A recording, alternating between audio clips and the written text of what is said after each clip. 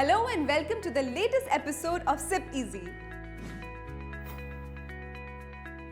We all have a favorite number, maybe a lucky number, a birth date, or an anniversary date. And instinctively, it can become the number of choice for starting an SIP. But is it correct? Today, let me give you some clarity on this.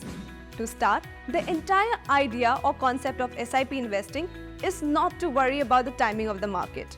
And that's why any day can be the best day to start. Really? Now, past data shows us that when you invest over long term, the SIP date has an insignificant or almost no impact on your investment returns. Usually, starting an SIP around the time that you get your salary is considered a good practice, as it promotes discipline towards investing. Here are some tips to keep in mind while starting your SIP. Just remember, ज़िंदगी भी SIP की तरह है. Small steps now can make a big difference in the long term.